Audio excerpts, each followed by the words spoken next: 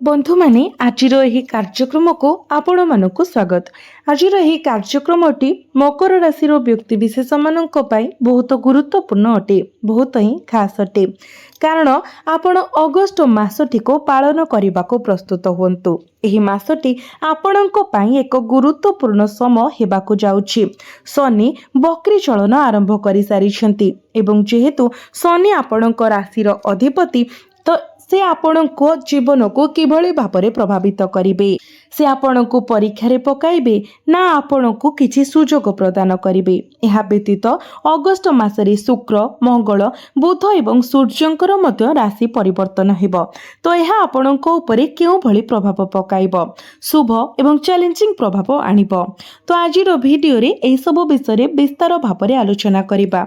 बंधु माने आपण अपार कठिन परिश्रम करिसेंती एवं संपूर्ण भाବରେ समर्पण मध्य देखाइछंती, तथापि आपण जहा चाहुतिले किंबा आशा करिथिले ताहा हासिल करि पारि नाहंती। तेणु आपणक मध्यरे असंतोषर भावना रहिछि।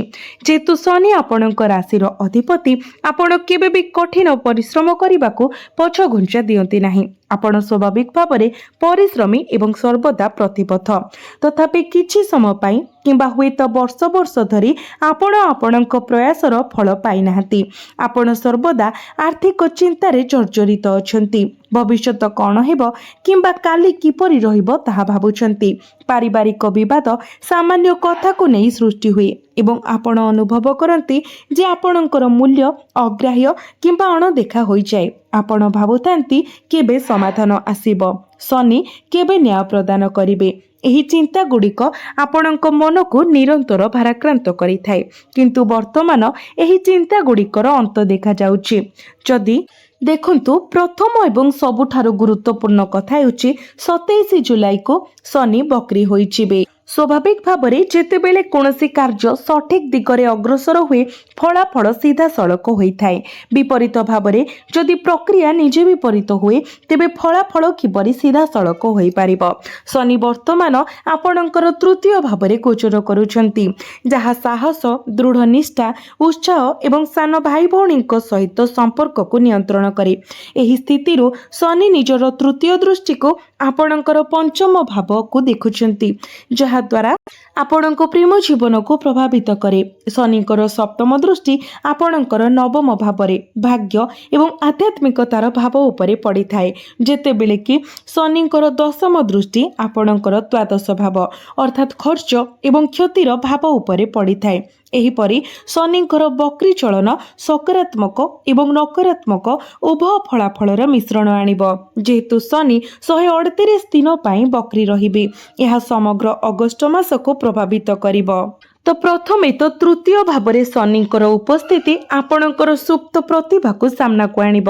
कार्य प्रक्रिया गुड़िक सामान्य धीर होई पारे एवं आपण अनुभव करि पारंती जे आपण जहा करूछंती ताहा पाई आपणको अतिरिक्त प्रयास करिबा को पड़िबो। तथापि यह भगवान शनिक द्वारा स्थिर करा जाइतिबा एक परीक्षा। आपणकर लुकायित क्षमता प्रकाश पाइबाकू जाउछि। एथिपाई महाजागतिक समन्वय अगस्त 2026 रे रूप नेउछि। यह दौड़ीबार समय नुहे, बरं यह आपणक लक्ष्य हासिल करिबार एवं निजको विश्वास करिबार समय। जे जदि आपण एबे कार्य न करंती तेबे यह केबे घटी पारे। आपणको किछि धैर्य व्यवहार करिबाको पड़ी पारे एवं आश्चर्य हेबाको पड़ी पारे जे जिनिस गुड़िक काहेकि आशा अनुଯାयी गति करू नाही। तथापि एपरी परिस्थिति सत्वे आपण आगको बढ़िबाको संकल्प नेबा मुहूर्त रे आपण सकारात्मक फलाफल देखिबा आरंभ करिवे। एबे शनिकर तृतीय दृष्टि पंचम भावरे पड़िबा सह आपणक पार्टनरक सहित जुक्ति संदेह एवं भूल बुझामणा सृष्टि हेबा स्वाभाविक। आपणको आपणकर क्रोध संदेह एवं जुक्ति करिबार प्रवृत्ति उपरे नियंत्रण रखिबाको पड़िबो, नचेत आपणकर संपर्क गुरुतर भावरे बाधा प्राप्त होई पारे। ହୋଇପାରେ। ଏଠାରେ ଶନିଙ୍କର ଦୃଷ୍ଟିକୁ ଆଖିରେ ରଖି ଏହାକୁ ମନେ ରଖନ୍ତୁ। ଏହା ମଧ୍ୟ ସମ୍ଭବ ଯେ ଶନି ଆପଣଙ୍କୁ ପ୍ରତାରଣା କରୁଥିବା ବ୍ୟକ୍ତିଙ୍କୁ ପ୍ରକାଶ କରିପାରନ୍ତି। ସେମାନଙ୍କୁ ପୁଣି ଥରେ ବିଶ୍ୱାସ କରିବାର ଭୁଲ କରନ୍ତୁ ନାହିଁ। ଏହା ବ୍ୟତୀତ ପରବର୍ତ୍ତୀ ଦୃଷ୍ଟି ଭାଗ୍ୟ ଭାବରେ ପଡୁଛି। ଏହା ସ୍ପଷ୍ଟ ଭାବରେ ସୂଚିତ କରେ ଯେ ଅଗଷ୍ଟ 2026 ଆପଣ କେବଳ ଭାଗ୍ୟ ଉପରେ ନିର୍ଭର କରିବା ଉଚିତ ନୁହେଁ। ଅନେକ ଲୋକ କୁହନ୍ତି, ଯଦି ଏହା ମୋ ଭାଗ୍ୟରେ ଅଛି ତେବେ ମୁଁ ତାହା ପାଇବି, ନଚେତ୍ ଏହା କିଛି ଗୁରୁତ୍ୱପୂର୍ଣ୍ଣ ନୁହେଁ। ତଥାପି ବର୍ତ୍ତମାନ ଭାଗ୍ୟ ଉପରେ ଛାଡ଼ିବା ଅପେକ୍ଷା ଆପଣଙ୍କର ଦାୟିତ୍ୱ ନେବା ଆବଶ୍ୟକ। ଆପଣଙ୍କୁ ନିଜର ଭାଗ୍ୟ ଗଠନ କରିବାକୁ ପଡ଼ିବ।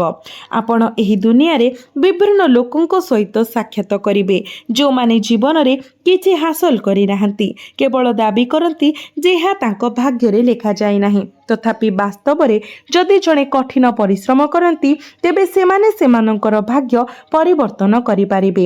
ଶନି ଚାହାନ୍ତି ଯେ ଆପଣ ଭାଗ୍ୟ ଉପରେ ନିର୍ଭର କରି ବସି ରୁହନ୍ତୁ, ବରଂ ଯାହା କରିବାକୁ ପଡ଼ିବ ତାହା ହାସଲ କରିବା ପାଇଁ ନିଜେ ପ୍ରୟାସ କରନ୍ତୁ। ଏହା ଉପରେ ବିଶେଷ ଧ୍ୟାନ ଦିଅନ୍ତୁ। ଏହା ସହିତ ଆପଣଙ୍କର ପିତାଙ୍କ ସହିତ କିମ୍ବା ଆପଣଙ୍କ ପିତାଙ୍କ ପରି ଜଣେ ପରାମର୍ଶଦାତା କିମ୍ବା ବ୍ୟକ୍ତିତ୍ୱଙ୍କ ସହିତ ବୈଚାରିକ ମତଭେଦ କିମ୍ବା ଯୁକ୍ତି ଠାରୁ ଦୂରେଇ ରୁହନ୍ତୁ। ଏପରି ପରିସ୍ଥିତିରେ ଆପଣଙ୍କୁ ଶାନ୍ତ ରହିବା ଆବଶ୍ୟକ। ଶେଷରେ ଦଶମ ଦୃଷ୍ଟି ଦ୍ୱାଦଶ ଭାବରେ ପଡୁଛି, ଯାହାଫଳରେ ଅପ୍ରତ୍ୟାଶିତ ଖର୍ଚ୍ଚ ହୋଇପାରେ ଏବଂ ଏଡ଼ାଯାଇ ପାରୁଥିବା ଆର୍ଥିକ କ୍ଷତି ହୋଇପାରେ। ତେଣୁ ଆପଣଙ୍କ ଟଙ୍କାକୁ ସତର୍କତାର ସହ ପରିଚାଳନା କରନ୍ତୁ।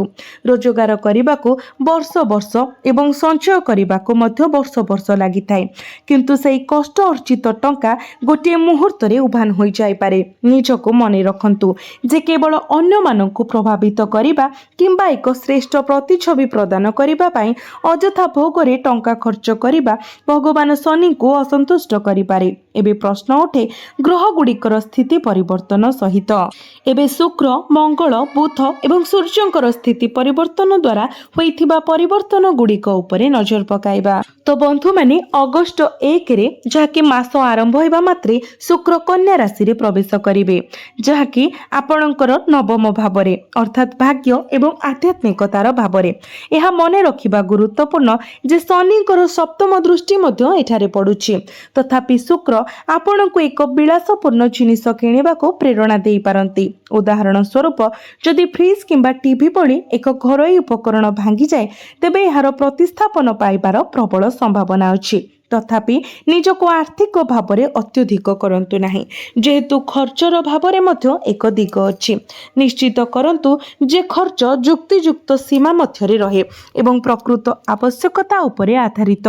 ଏହାକୁ ମନେ ରଖନ୍ତୁ, କାରଣ ଶୁକ୍ର ଆପଣଙ୍କୁ ବିଳାସପୂର୍ଣ୍ଣ ଖର୍ଚ୍ଚ ପ୍ରତି ଆକର୍ଷିତ କରିପାରେ। ଏହା ସହିତ ଫ୍ୟାଶନ ଡିଜାଇନିଂ, ପୋଷାକ ଆସେସରିଜ୍, ହୋଲସେଲ ପୋଷାକ କିମ୍ବା ବୁଟିକ୍, ବ୍ୟୁଟି ପାର୍ଲର କିମ୍ବା ଫ୍ୟାଶନ ସହିତ ଜଡ଼ିତ ଯେକୌଣସି ବ୍ୟବସାୟରେ ଜଡ଼ିତ ବ୍ୟକ୍ତିମାନେ ଏହି ଅଗଷ୍ଟ ମାସରେ ଶୁକ୍ରଙ୍କ ଠାରୁ ଗୁରୁତ୍ୱପୂର୍ଣ୍ଣ ଲାଭ ପାଇବେ।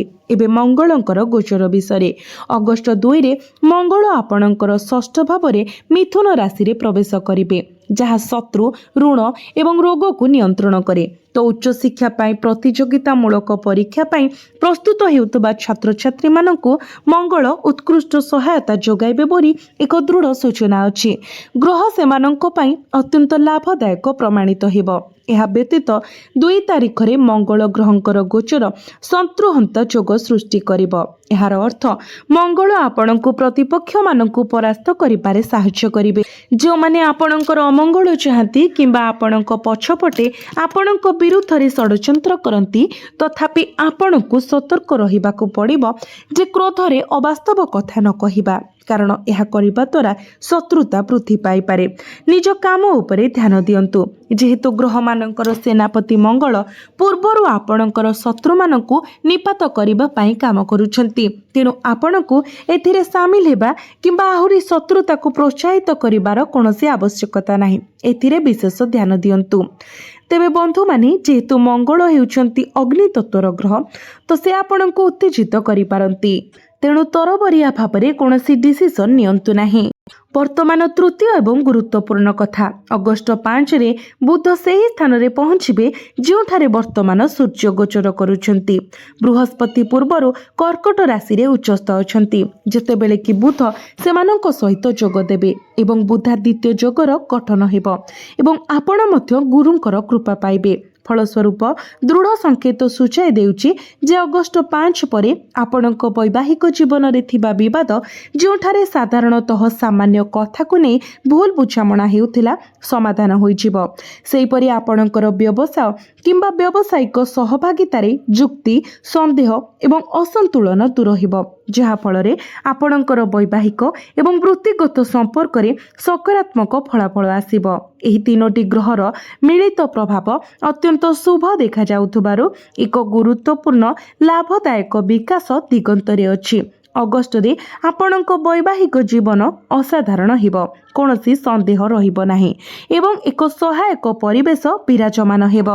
ଆପଣଙ୍କ ପ୍ରଭାବ ଆପଣଙ୍କ ଜୀବନସାଥୀଙ୍କ ପାଇଁ ଲାଭ କିମ୍ବା ପଦୋନ୍ନତି ଆଣିପାରେ। ସେମାନଙ୍କ ପାଇଁ ନୂତନ ସକାରାତ୍ମକ ପଥ ଖୋଲିପାରେ। ଏହା ବ୍ୟତୀତ ମାସ ଶେଷ ଆଡ଼କୁ ଅଗ୍ରସର ହେବା ସହିତ ବିଶେଷ କରି ଅଗଷ୍ଟ 17 ତାରିଖରେ ସୂର୍ଯ୍ୟ ସେହି ସ୍ଥାନକୁ ଯିବେ ଯେଉଁଠାରୁ କେତୁ ପୂର୍ବରୁ ଉପସ୍ଥିତ ଅଛନ୍ତି। ସୂର୍ଯ୍ୟଙ୍କର ଏହି ଗୋଚର ସ୍ୱାସ୍ଥ୍ୟ ସମ୍ପର୍କରେ ଉତ୍କୃଷ୍ଟ ଫଳାଫଳ ପ୍ରଦାନ କରିବ। ଏହା ମଧ୍ୟ ସମ୍ଭବ ଯେ ଦୀର୍ଘ ସମୟ ଧରି ଅଟକି ରହିଥିବା କାର୍ଯ୍ୟଗୁଡ଼ିକ ହଠାତ୍ ସମାପ୍ତ ହେବ। ଆପଣଙ୍କର ଆତ୍ମବିଶ୍ୱାସ ଅପ୍ରତ୍ୟାଶିତ ଭାବରେ ଫେରିଆସିବ ଏବଂ ଆପଣଙ୍କ ହାତକୁ ଥିବା କାର୍ଯ୍ୟ ସମାପ୍ତ କରିବେ ଏବଂ ଏହା ଆର୍ଥିକ ଲାଭର କାରଣ ହେବ। ଏପରି ସମ୍ଭାବନା ସୃଷ୍ଟି ହେବାର ସମ୍ଭାବନା ଅଛି। କେତୁ ବର୍ତ୍ତମାନ ଅଷ୍ଟମ ଭାବରୁ ଆପଣଙ୍କର ସ୍ୱାସ୍ଥ୍ୟକୁ ପ୍ରଭାବିତ କରୁଛନ୍ତି। ତଥାପି 17 ଜୁଲାଇ ପରେ ସୂର୍ଯ୍ୟ ଏଠାରେ ପହଞ୍ଚିବେ ଏବଂ ଆପଣଙ୍କ ରୋଗ ପ୍ରତିରୋଧକ ଶକ୍ତି ବୃଦ୍ଧି ହେବ। ରୋଗ ସହିତ ଲଢ଼ିବା ପାଇଁ ଆପଣଙ୍କ ଶରୀରର କ୍ଷମତାକୁ ମଜବୁତ କରିବେ, କାରଣ ଏହା ସୂର୍ଯ୍ୟଙ୍କର ନିଜସ୍ୱ ରାଶି। ଏହାକୁ ଭଲ ଭାବରେ ବୁଝନ୍ତୁ। ଏହା ସୂର୍ଯ୍ୟଙ୍କ ଦ୍ୱାରା ଶାସିତ ସିଂହ ରାଶି। ତେଣୁ 17 ତାରିଖରେ ସୂର୍ଯ୍ୟ ଯେତେବେଳେ ନିଜସ୍ୱ ରାଶିରେ ପ୍ରବେଶ କରିବେ, ତ ସେ ପ୍ରଭାବଶାଳୀ ଶକ୍ତିଶାଳୀ ଚମତ୍କାର ଦେବେ। କେତୁ ଆପଣଙ୍କ ସ୍ୱାସ୍ଥ୍ୟକୁ ପ୍ରଭାବିତ କରୁଥିବା ସମୟରେ ଏଠାରେ ସୂର୍ଯ୍ୟଙ୍କର ଉପସ୍ଥିତି ଉତ୍କୃଷ୍ଟ ସକାରାତ୍ମକ ଫଳାଫଳ ପ୍ରଦାନ କରିବ। ଔଷଧ ପ୍ରଭାବଶାଳୀ ଭାବରେ କାମ କରିବା ଆରମ୍ଭ କରିବ ଏବଂ ସାମଗ୍ରିକ ପରିସ୍ଥିତି ସକାରାତ୍ମକ ହୋଇଯିବ। ନକାରାତ୍ମକତା ହ୍ରାସ ପାଇବା ଆରମ୍ଭ ହେବ। ଏହା ସହିତ ସୂର୍ଯ୍ୟ ନିଜସ୍ୱ ରାଶି ଦେଇ ଗତି କରୁଥିବାରୁ ହଠାତ୍ ଆର୍ଥିକ ଲାଭ ହେବାର ସମ୍ଭାବନା ମୁଁ ପୂର୍ବାନୁମାନ କରୁଛି। ଧ୍ୟାନ ଦେବା ପାଇଁ ଏକ ଗୁରୁତ୍ୱପୂର୍ଣ୍ଣ ବିନ୍ଦୁ ମଧ୍ୟ ଅଛି। ରାହୁ ଧନ ଭାବରେ ଗୋଚର କରୁଛନ୍ତି ଏବଂ ଅଗଷ୍ଟ ମାସ ସାରା ସେଠାରେ ରହିବେ। ତ ସେ ଆପଣଙ୍କୁ ଟଙ୍କା ରୋଜଗାର କରିବା ପାଇଁ ସର୍ଟକଟ୍ ନେବାକୁ ପ୍ରଲୋଭିତ କରିପାରନ୍ତି। ତଥାପି ଶନି ମାସ ସାରା ବକ୍ରି ଗତିରେ ରହିବେ, ତେଣୁ ଏହା ସର୍ଟକଟ୍ ନେବା କିମ୍ବା ଅବୈଧ କାରବାରକୁ ପସନ୍ଦ କରିବେ ନାହିଁ। ତେଣୁ ଏପରି ନିବେଶକୁ ଏଡ଼ାନ୍ତୁ। ସେୟାର ମାର୍କେଟ ଏବଂ ଗୋଟିଏ କିମ୍ବା 2 ଦିନ ମଧ୍ୟରେ ଶୀଘ୍ର ଲାଭ ପ୍ରତିଶ୍ରୁତି ଦେଉଥିବା ଯେକୌଣସି ଯୋଜନାରୁ ଦୂରେଇ ରୁହନ୍ତୁ। ଦୀର୍ଘକାଳୀନ ନିବେଶ ଅନୁକୂଳ ହେଲେ ମଧ୍ୟ ସର୍ଟକଟ୍ ମାଧ୍ୟମରେ ତୁରନ୍ତ ଲାଭ ପାଇବା ସମସ୍ୟା ସୃଷ୍ଟି କରିପାରେ। ରାହୁଙ୍କର ସ୍ୱଭାବ ହେଉଛି ମହାନ ସ୍ୱପ୍ନ ଦେଖାଇବା, କିନ୍ତୁ ଶେଷରେ ସେଗୁଡ଼ିକୁ ଭାଙ୍ଗିଦେବା। ତେଣୁ ଯେତେବେଳେ ଟଙ୍କା ଆସିବ, ଆପଣଙ୍କୁ ଧୈର୍ଯ୍ୟ ଅବଲମ୍ବନ କରିବାକୁ ପଡ଼ିବ, ବାସ୍ତବତାରେ ବଞ୍ଚିବାକୁ ପଡ଼ିବ ଏବଂ ଅତୀତକୁ ଛାଡ଼ି ଆଗକୁ ବଢ଼ିବାକୁ ପଡ଼ିବ। ଅଗଷ୍ଟ 22ରେ ବୁଧ ଆପଣଙ୍କର ଅଷ୍ଟମ ଭାବରେ ପ୍ରବେଶ କରିବେ, ଯେଉଁଠାରେ ପୂର୍ବରୁ ସୂର୍ଯ୍ୟ ଏବଂ କେତୁ ଉପସ୍ଥିତ ଥିବେ। ବୁଧଙ୍କ ସହିତ ସୂର୍ଯ୍ୟ ବୁଧାଦିତ୍ୟ ଯୋଗ ଗଠନ କରିବେ ଏବଂ ସୂର୍ଯ୍ୟ ଅସାଧାରଣ ଫଳାଫଳ ପ୍ରଦାନ କରିବେ। ଆପଣଙ୍କର ରୋଜଗାର ସମ୍ଭାବନାକୁ ବୃଦ୍ଧି କରିବେ ଏବଂ ଆର୍ଥିକ ଲାଭ ପାଇଁ ସୁଯୋଗ ସୃଷ୍ଟି କରିବେ। ତଥାପି ମନେ ରଖନ୍ତୁ ଯେ ଆପଣଙ୍କର ଆଲର୍ଜି କିମ୍ବା ଇନଫେକ୍ସନ ଭଳି ସମସ୍ୟା ଦେଖାଦେଇପାରେ, ତେଣୁ ନିଜ ସ୍କିନ୍ର ଯତ୍ନ ନିଅନ୍ତୁ। ସବୁଠାରୁ ଗୁରୁତ୍ୱପୂର୍ଣ୍ଣ କଥା ହେଉଛି ଆପଣ କେବଳ ଭାଗ୍ୟ ଉପରେ ନିର୍ଭର କରି ବସିଯାଆନ୍ତୁ ନାହିଁ, ଆପଣ କଠିନ ପରିଶ୍ରମ କରନ୍ତୁ।